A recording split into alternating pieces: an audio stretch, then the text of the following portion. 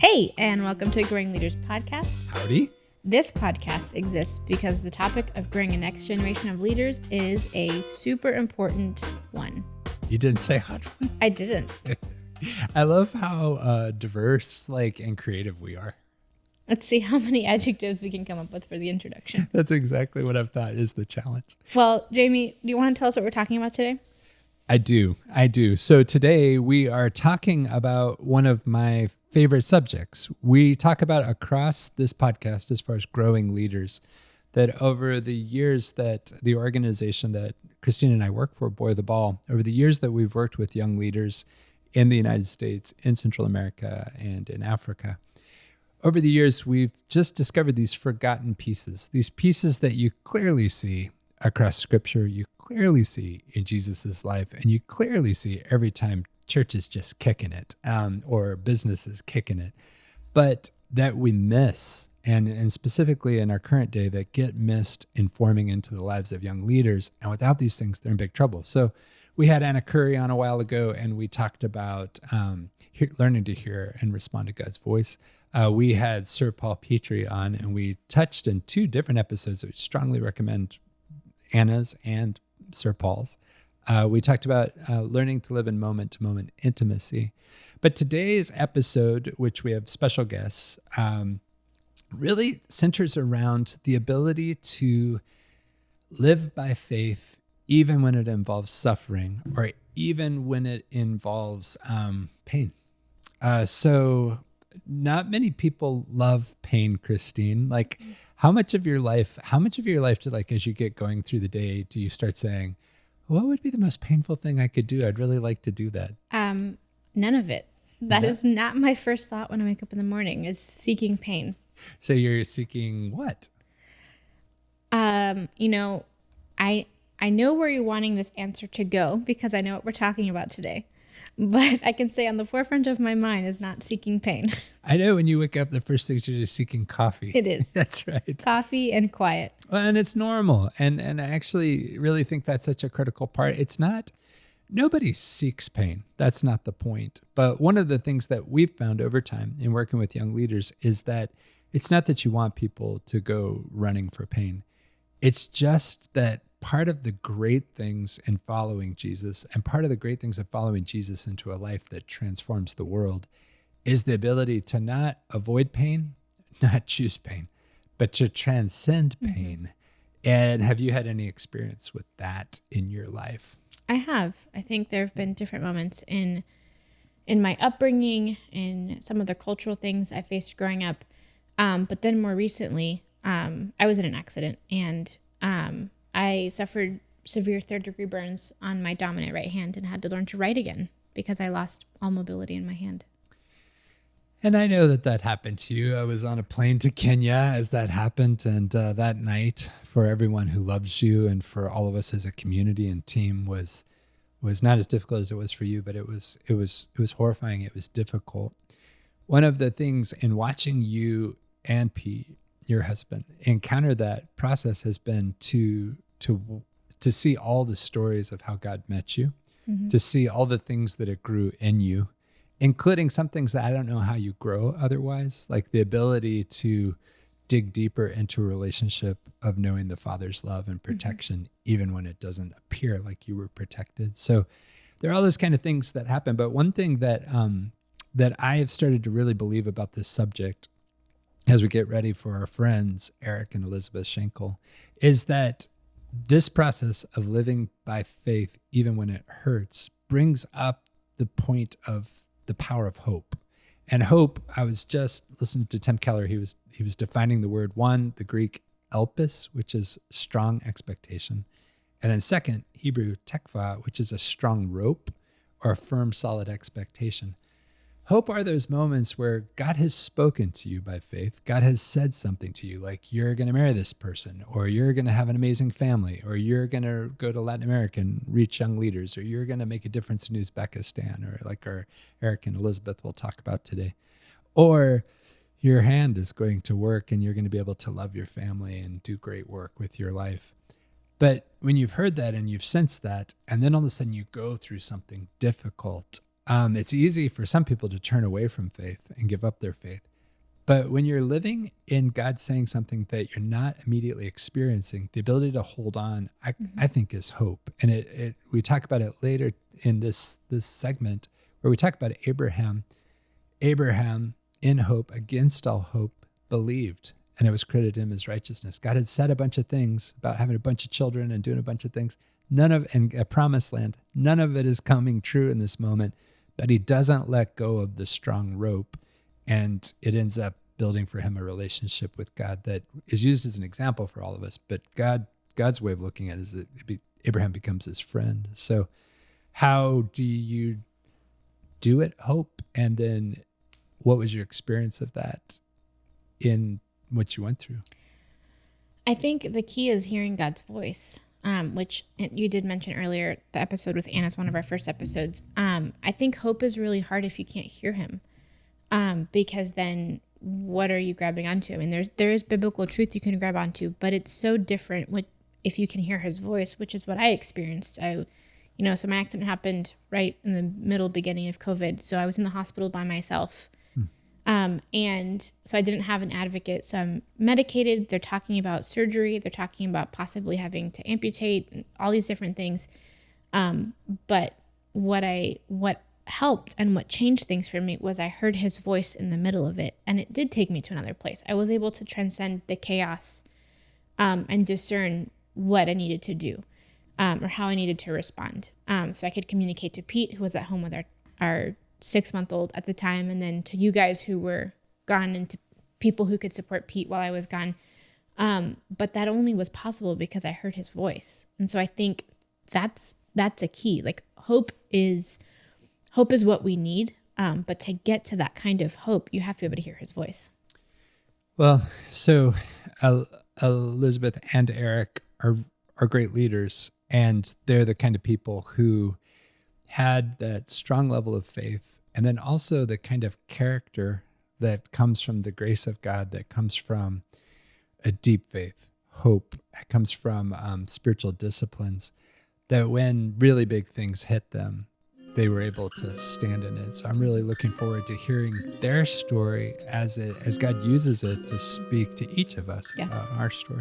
Yeah, let's get to it.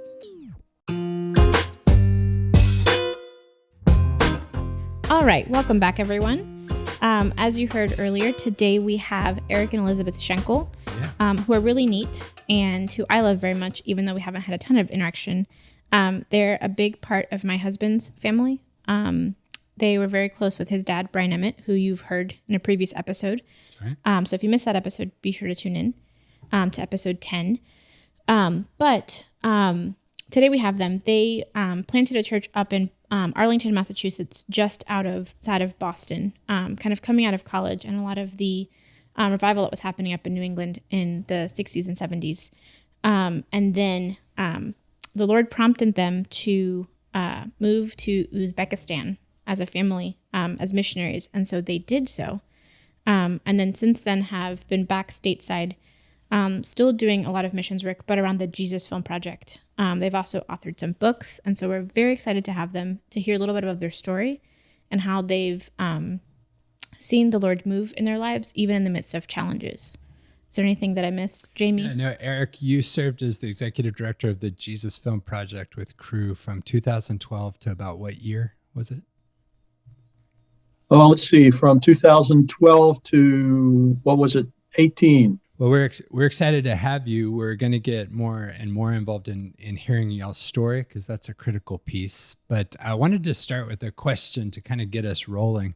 And so I was just talking to our team in Kenya a few minutes ago, and I was telling them that it feels like there's two Christianities out there that are being posited. There's probably many more, but two big ones. One's the kind that you can drop by your corner grocery store and you can get it on aisle 4. It's on the end of the rack, and you can get a 2 for.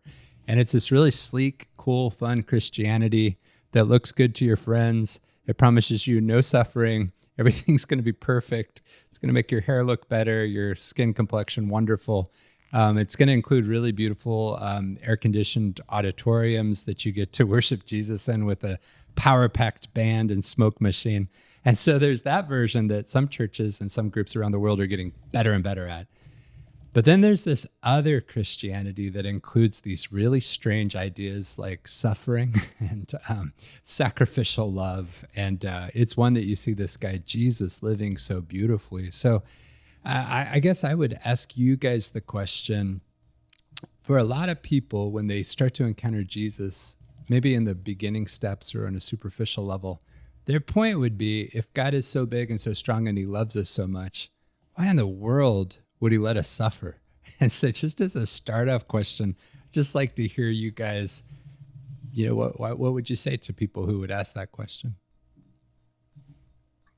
Well, I'm going to let Elizabeth take that one. That's such an easy question. Actually, this has been something I've been thinking about a lot of late. I had a conversation with one of our kids last week about this. And, God created us and gave us free will, I believe, so that we could have an authentic, loving relationship with him. But in order to have a freedom to choose, there have to be alternatives. And so if we're free to choose what is good and right and true and loving, that choice is only authentic if we had the opportunity to choose what is hateful and prideful and cruel. Sure. And so much of what is in the world that we see of evil is the result of people's choices. And it's so painful to see the results of people's choices. I was up in the night praying for the situation in Ukraine, for example. And that's where you see, in some sense, you see one man's choice there. It's horrifying what people do to each other out of that free will. And yet God so values his relationship with us that he gave us that choice. So that's where I come down on that one. Anything you would add, Eric? Yeah, and I think, well, I think I agree with Elizabeth that suffering is a result of human choice. It is a result of the cruelty, of the rejection of God himself, of the lack of care and kindness toward one another. But the wonderful thing is that Jesus redeemed suffering. God turned the whole thing around in Jesus Christ by having him choose to suffer as a way of bringing us back to himself. And when Jesus died on the cross and underwent the ultimate suffering, he was redeeming suffering itself, because he was using suffering to heal the relationship between humans and God.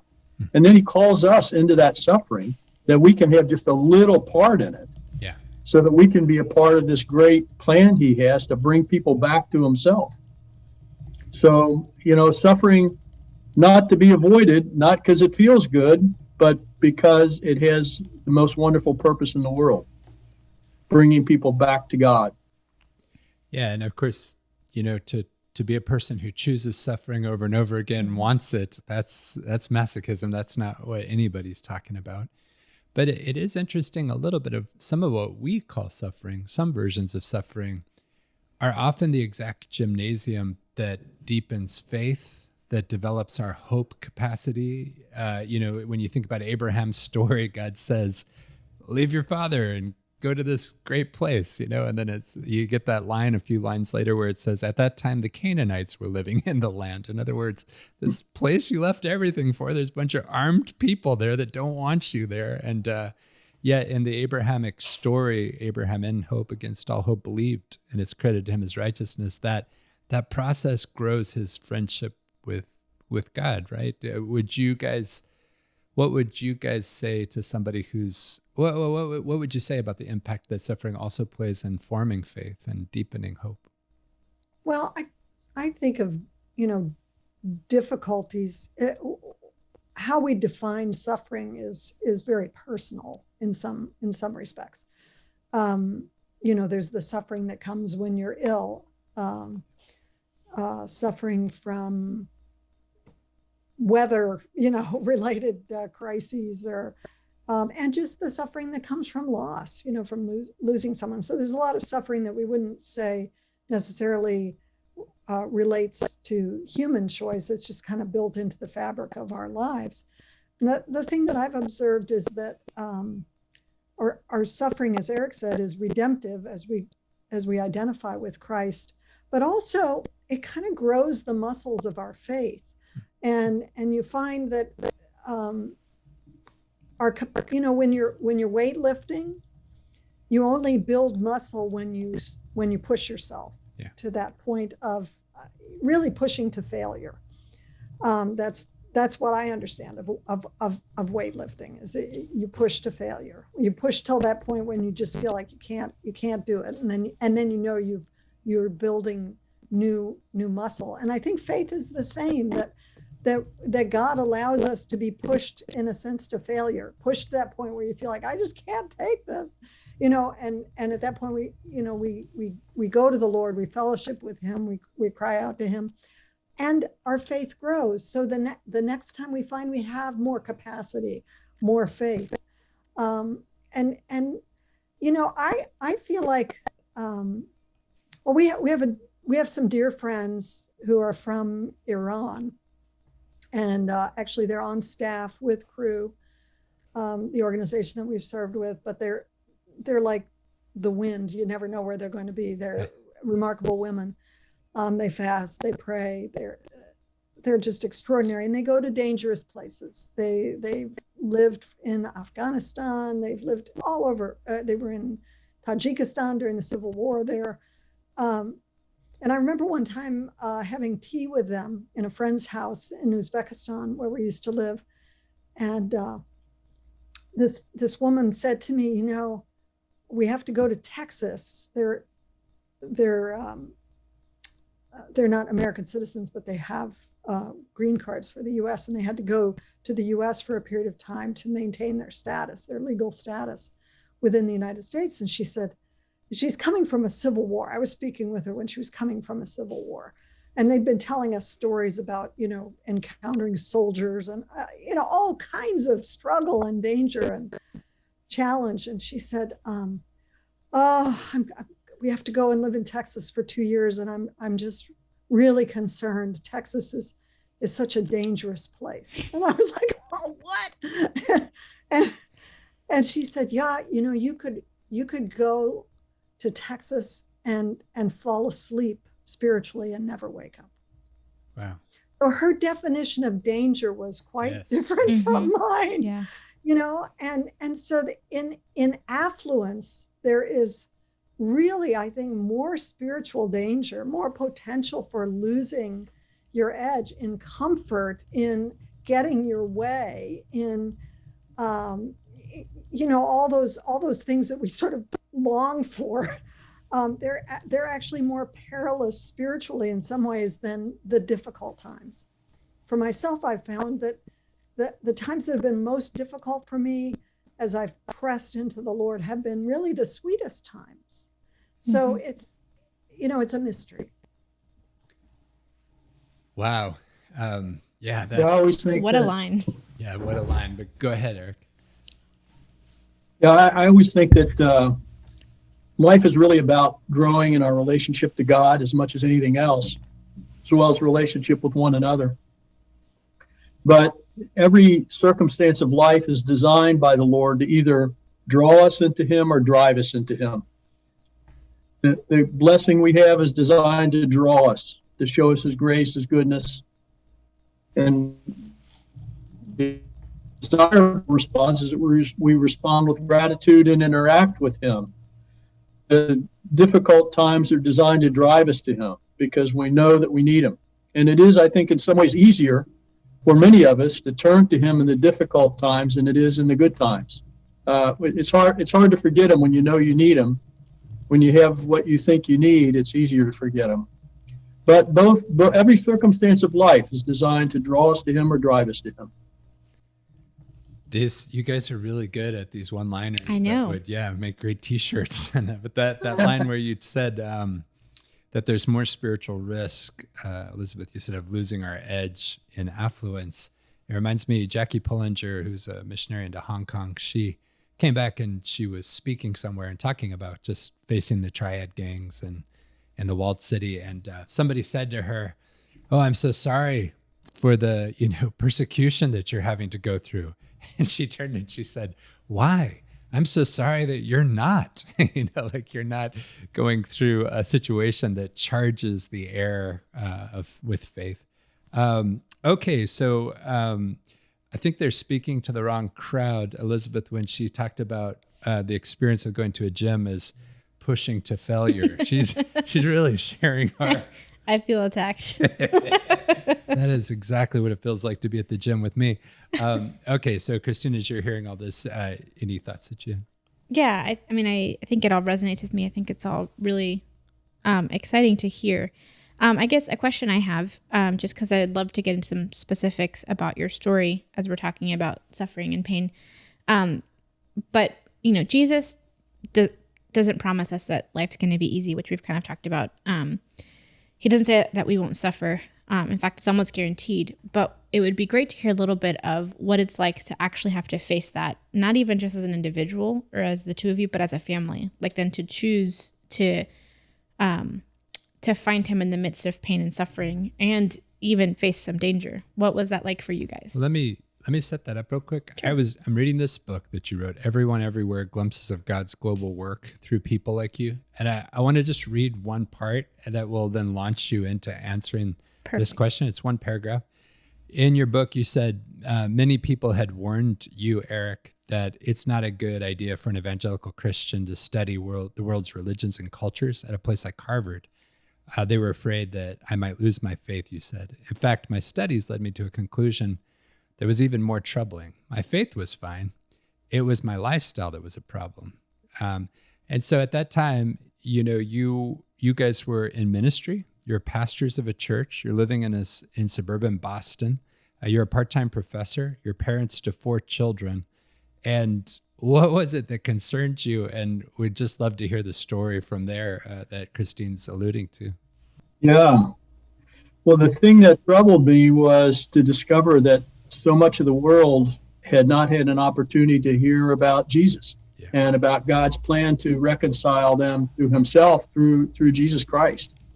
And I don't know why I had to go that long without hearing that or having it really come alive for me. But I had believed since college days in the Great Commission that Jesus calls us to go into all the world and proclaim the good news that God is reconciling people to himself through the death of Jesus. And to know that there were so many places in the world where people didn't have the opportunity to hear that got on my conscience, particularly when I thought about the opportunities I'd had to stand and worship and declare his universality and his desire that everyone come back to him and that the whole world was going to know him. And I really began to ask the question, well, what is my role in that? What is our role in that as a family? And who's doing that now? I got hold of a book by a man named Paul Eshelman, who was the producer of the Jesus film. And at the time, we weren't involved with Campus Crusade, didn't know a whole lot about them.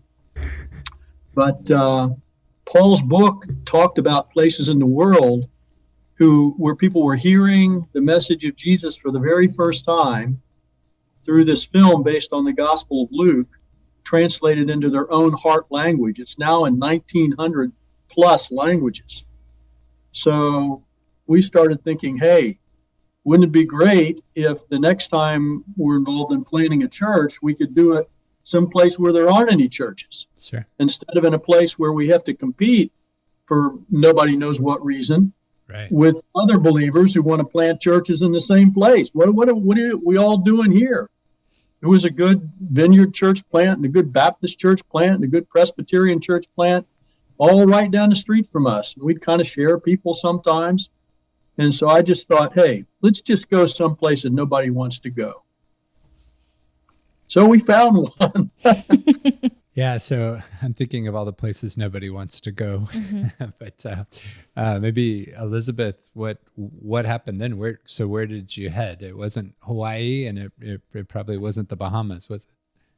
We went to Central Asia, and I didn't know Central Asia existed, and I considered myself to be an educated person. That was just a whole new concept for me, in the 1990s. So we moved through our relationship with some cruise staff. We moved to a Central Asian country that had just emerged from 70 years of communism. It was a Muslim country by background, and managed.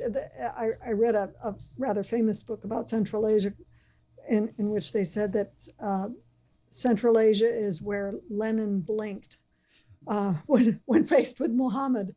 So their Islamic heritage continued through the Soviet years, but there were millions of people who had never heard the gospel there, and it was a very exciting time. Eric became a professor at one of the universities, started an NGO to do relief work in the area, and things were going great guns. We saw a lot of people come to faith, because what we have to share is good news. Yeah. It's good news that God loves us. It's good news, as we were talking about, that he understands our suffering. That God would suffer on our behalf is good news. It's extraordinary. Yes. So we were really coming along. Eric started along with some other partners, started some Bible schools in the country, and the evening, actually early in the morning, before he was meant to start another one of those Bible schools, we were actually attacked in our home by guys that looked like Al-Qaeda affiliate kinds of people, and they were very active in certain parts of the country that we were serving in. So we were badly beaten, both of us. I almost died, beaten, lying in our beds in the middle of the night. At that point, we had 5 kids, only 2 of whom were with us. Our 12-year-old and our 8-year-old daughters were with us. They were not harmed, although they were, terrified. Yes.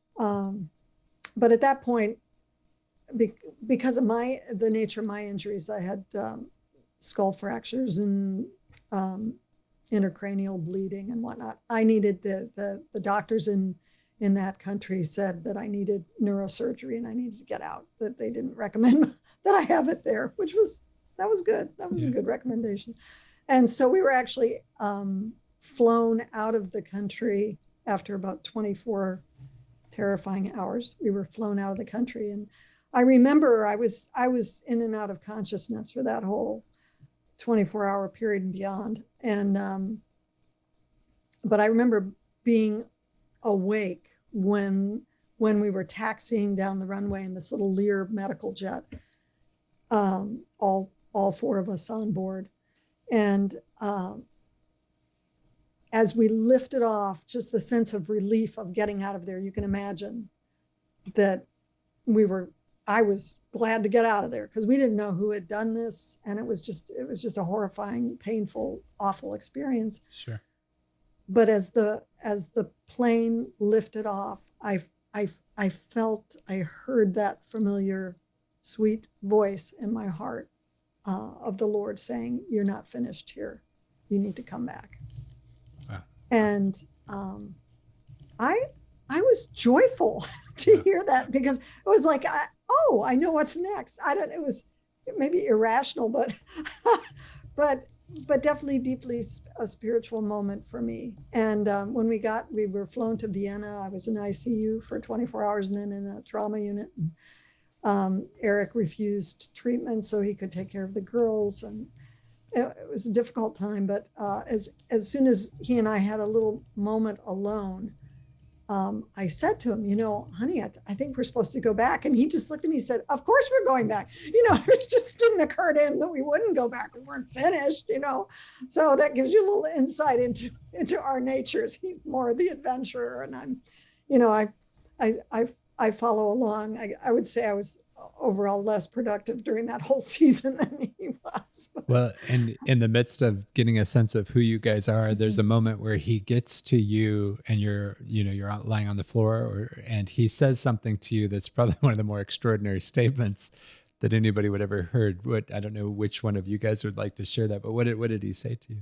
Yeah, I was after the attack, time it's sort of Einsteinian, how long is 3 minutes? It depends on what you're doing. The whole attack probably lasted, I don't know, 5-10 minutes. It wasn't a long, not even that. Yeah. Not even that, but it felt like an eternity, because it just was it just didn't end. It was so, these men were beating us with hatchets. This group, their standard weapon was the hatchet, and they would beat you till you were unconscious and then cut your head off, was how we had heard of assassinations in that country. But anyway, so they were beating us with these hatchets, and then Eric managed to get his hands free and chase them out of the house. So while he was gone, I finally found myself waking up on the floor, bleeding, and I was in terrible shape. I couldn't see. I thought it was all quiet. I started calling out and no one was answering. And I thought my family was dead. I just figured that they had all, died, and that I would soon join them. And then I heard a noise, which was terrifying. But it was Eric coming back. It turns out he had found the girls. They had run away. He'd found them, taken them to a neighbor's while I was waking up. And he came back and started, trying to staunch the bleeding and just sort of helping me while I was lying on the floor. And he really didn't, it didn't look like maybe I was going to make it. And at one point he leaned over and he said, honey, someday you're going to look back at this as the best day of your life. And I was like, what are you talking about? That's crazy. But then when he said that, I referenced all the stories I had read of people who had suffered for their faith. And I thought, oh, this is such a privilege. He's absolutely right. And I'm so grateful that he had the chutzpah yes. to say that to me, because it really informed that really the rest of my life since then. Just kind of reoriented me to view that as a privilege, to view that as an opportunity, and not some kind of, it was an awful thing that happened, but at the same time it was a privilege. These things are mysteries, but I'm so grateful. I'm so grateful. Yeah. So Eric, what are you thinking in that moment? So you've gone and you found where the girls are and you've oriented them and they're safe. And now you're coming back and you're facing not knowing exactly what's going to happen with Elizabeth. But how does, in the playbook of being a husband, how does that line occur to you? Well, I really didn't know if she would live or die. And I thought, well, if she dies, going to see Jesus face to face will be the best day of her life. Yeah. And if she lives, I had in mind the same thing she mentioned, all the people we had read about and shared about together, who had suffered for their faith and down through the ages. And I thought, well, what a privilege we've had to, be in this situation where somebody noticed that we were serving Jesus and tried to stop us. And I don't think those people came to kill us. I think they really came to scare us off. Sure. By the time I wrestled a hatchet away from one of them and they ran off, they didn't run off because they were afraid of me. They ran off because they were done. They thought they'd beaten us enough, and I think they probably thought we'd leave. But as Elizabeth shared, the Lord worked in our hearts in such a way that we wanted to go back. And I went back in a month after she was secure in the home of dear friends of ours who cared for her over the next 10 months. As I went back and forth from Uzbekistan about every 6 weeks, I would come back to the U.S., but then go back because I didn't want to send the message to the young believers that we were working with that the thing to do as soon as there was trouble was to cut and run. Sure. But I wanted them to see that God could sustain you in difficult times. Now, and I was scared I remember when I went back after a month. I had a wedding to do the next day and a Bible college intensive to start then the day after that. And so I arrived in town and friends picked me up at the airport, and instead of taking me to our house, which they didn't want me to go back to and I had no desire to go back to, they took me to this apartment that one of them owned that no one lived in. And it was off in this dark neighborhood that didn't have electricity on the streets. And they'd take me in with flashlights, and I'm finding my way around, getting a bed set up. And I remember I chose to sleep on the couch and watch the door all night with a 2x4 in my hand, waiting for somebody to come through the door and finish me off.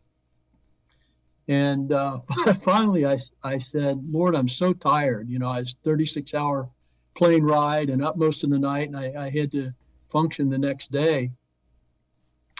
I said, Lord, I'm just going to go on to sleep. And if they kill me, I'll see you. I'll see you real soon. I was just too tired to stay awake anymore. And I just came to the point where I thought, well, okay, you know, it's okay. If I go, I go. And I don't know how I got to that place. That seems like an extreme place to be, but that's where I was. And I remember when Elizabeth came back, in fact, and 10 months later, and she experienced the same kind of fear. We had our daughters with us. And she said, honey, how in the world do you get over this kind of fear? And I said, well, I got an answer for that, I can tell you, but you're not going to like it. And I said, you just reconcile yourself to the fact that if they come and kill you, that it's okay. And then you don't feel that fear anymore. And she said, yeah, you're right. I don't like it. But then she tried it and it worked for her. And, I've since heard that that's how people in the horrible situation of battlefield combat get through it. Yeah. You just say it's okay. So in that, what you guys go back, what would you say, how did God use the suffering that you went through in that ordeal and then just everything in and around it as far as fruitfulness to your labors in Uzbekistan? Like how did you see that leveraged by God to both glorify him, but also to impact people's hearts, either of you? Well, before the attack, I would go and speak to women's groups, and they were always very polite, but I could see in their eyes that everything I said, they just sort of discounted. I called it the rich American discount. They just figured I wasn't one of them. I didn't really understand. And so what I had to say had a little value, but not much, because it just didn't apply to them, because I was a different sort of person from them. And I could understand that. They every family had stories. They had all lived through the Soviet years. Many of them actually were in Uzbekistan because their parents or grandparents had been imprisoned there. Stalin would send people wherever he thought they would be uncomfortable for their punishments. And then the family would have to follow, because if you were in prison, nobody was going to feed you. Your family had to go and feed you. Yeah. So, I mean, they just had horrible stories. And we didn't. I mean, every human being has hardship, but there are degrees. Well, after we got back, and I was kind of a mess even after 10 months. I was limping around. I was not very strong. I remember I had to write, when I gave talks, I had to write out every word and basically read the talks, because I, just neurologically was still kind of putting the pieces together. Yeah.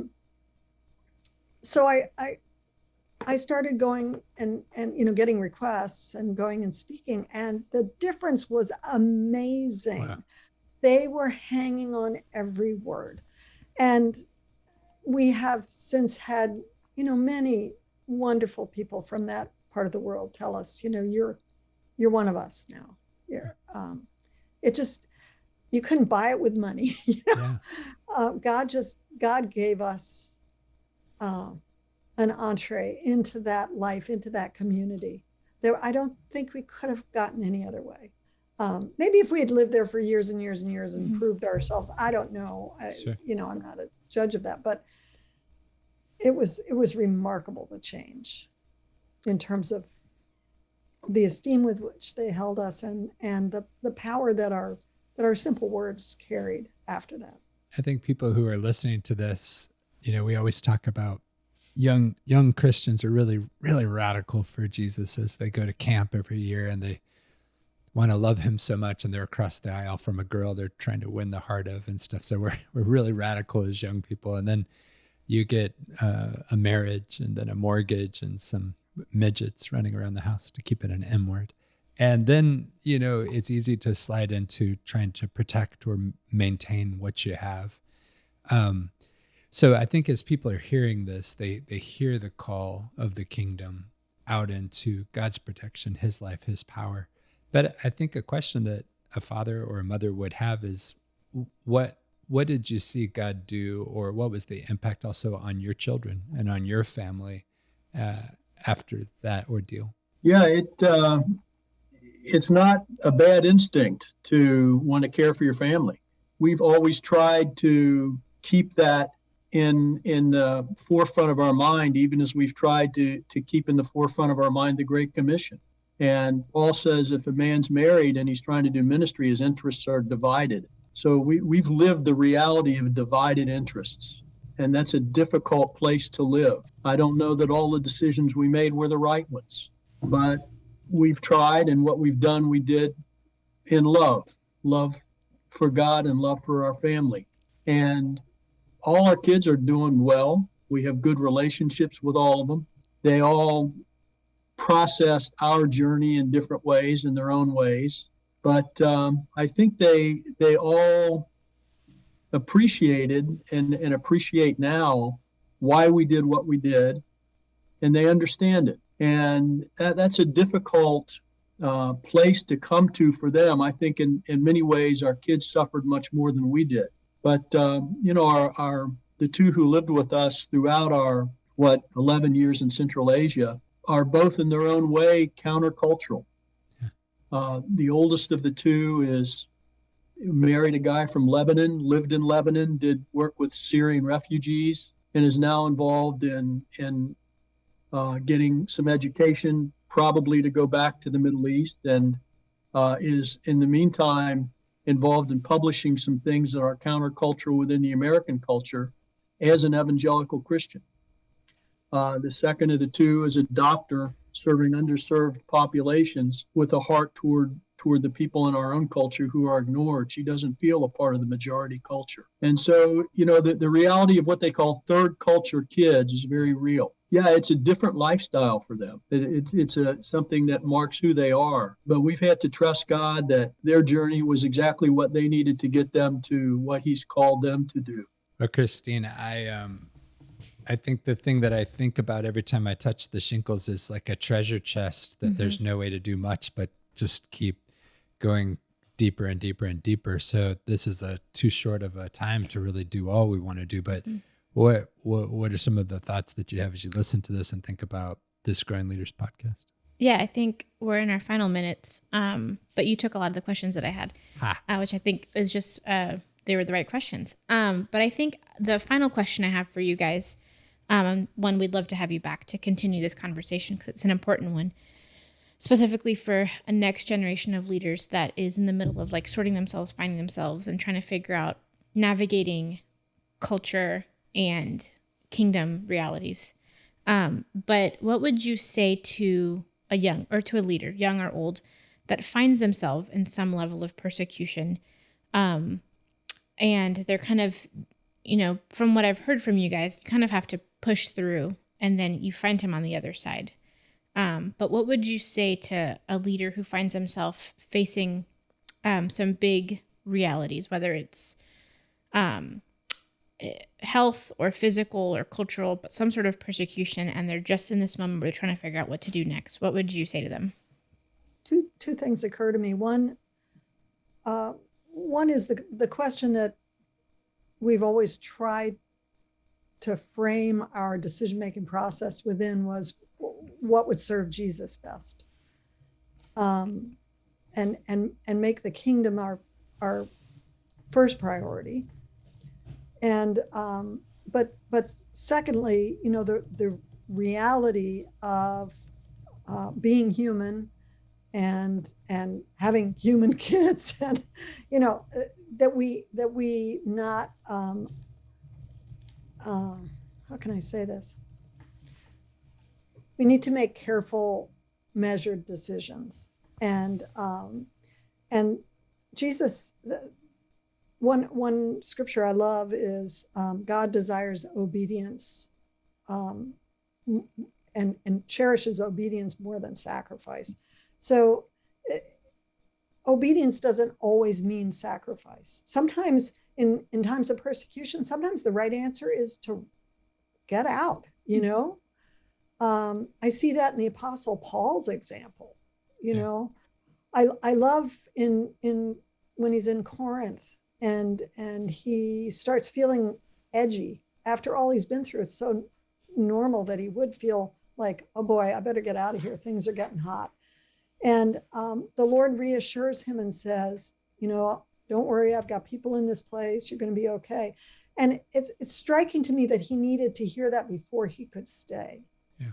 And so I think it's important that we don't freeze anyone, have a value that that overwhelms our commitment to following God wherever he takes us.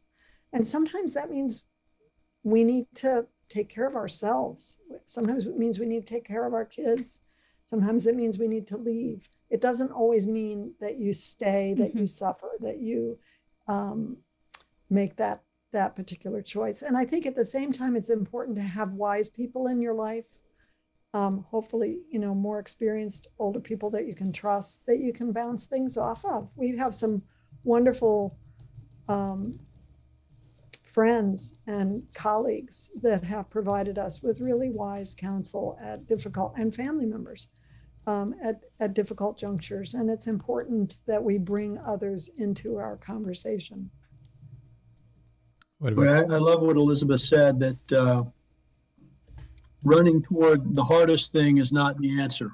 The answer is really responding to the leadership of the Lord. And that needs to be the first thing said in answer to your question. But let me focus on how you get ready for the moments when the right thing to do is push through. For me, I think it's important in our youth to, when we're young, the scripture says it's good for a person to bear the yoke in their youth. It's good for a person to be ready to undergo that hardship when we're young and strong. I think one of the important factors in getting us ready is spiritual disciplines. For us in our young days, because of teaching we received and where God placed us in the midst of his people, we fasted every week on Friday for the day. And we're around folks now, the context we're in, the idea of fasting a meal seems to them to be extremely difficult. Well, it just became second nature to us. We just didn't eat that day. We drank, but we didn't eat. And we'd really try to give ourselves in a special way to prayer. But every time my stomach growled, it worked something in me. I can do the uncomfortable thing. When uncomfortable things came, not because we were seeking them, but because we were seeking to do what God called us to do, I feel like I was better prepared. There's a moment in Jesus' ministry when his disciples are unable to cast an evil spirit out of a young man, and Jesus casts it out right away, just with a word. The disciples say to Jesus, "Why couldn't we cast it out?" And he says to them, "This kind comes out only by prayer and fasting." But the thing that's remarkable is he didn't stop and pray and fast. He'd already done it. So when he hit that moment, he was ready. So I think giving ourselves when we're young to spiritual discipline is important. The internal unseen things that prepare us for what God may have for us at those times when we do need to push through. I would say the spiritual disciplines are essential when you're young and when you're old. Yes.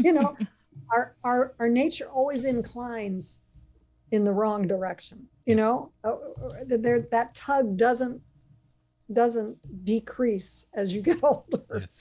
And so the spiritual disciplines keep you on track. I absolutely 100% agree.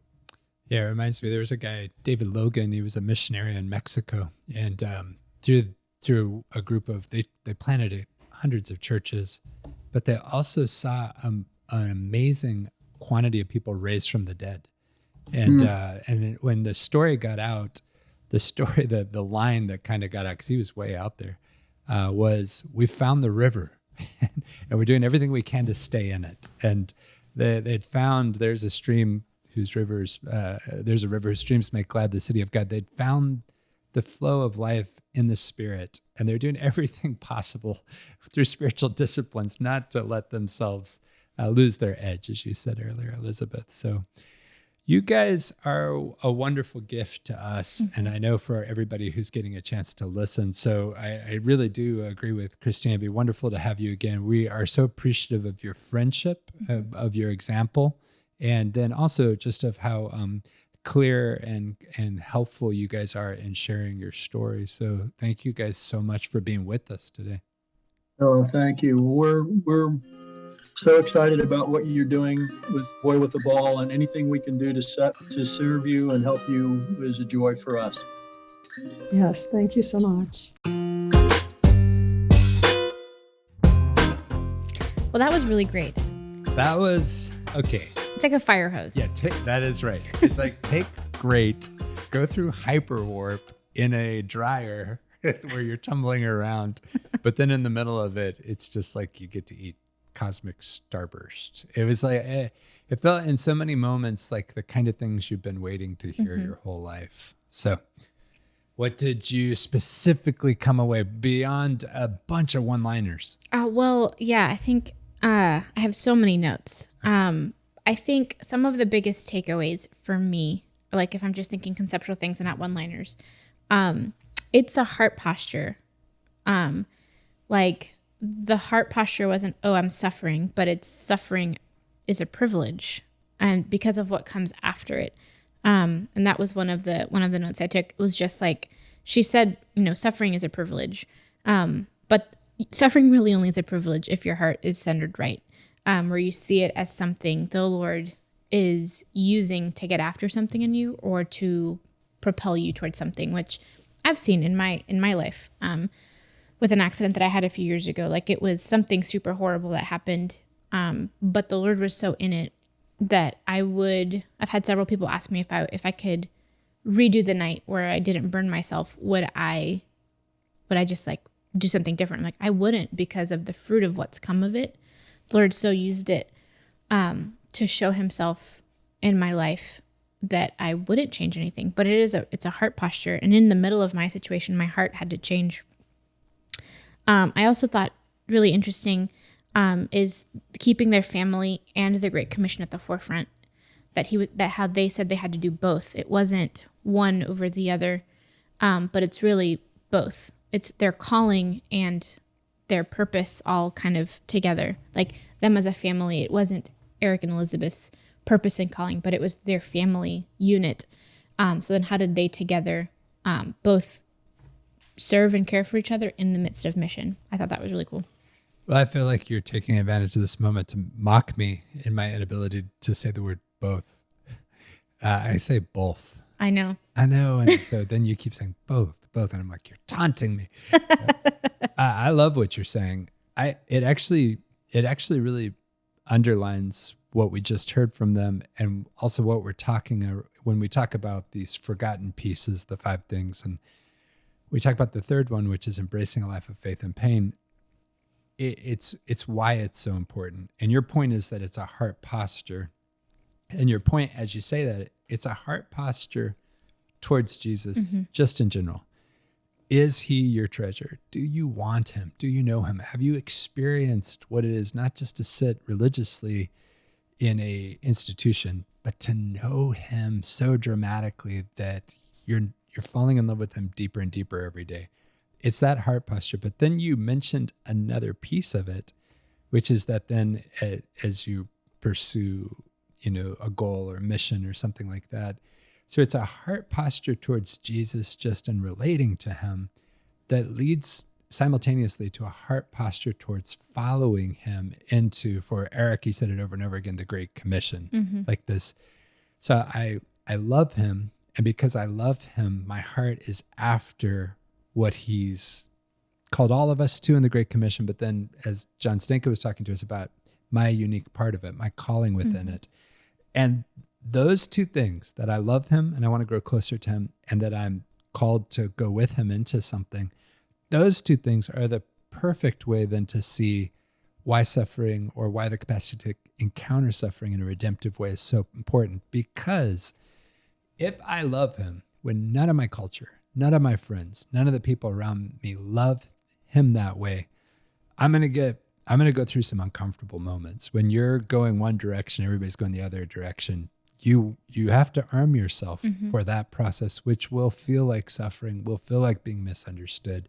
So the tool of being okay with running after him and loving him, and being okay with the hiccups and the turbulence that it causes, that is such a great tool. But the second piece is that then when I get drawn into the mission and these things, it's going to be something so big. It's going to be something so exciting and inspirational and hard that I'm not going to get it the first time. I'm going to face adversaries and obstacles that have to be overcome, and that's part of what it's going to create the greatest story.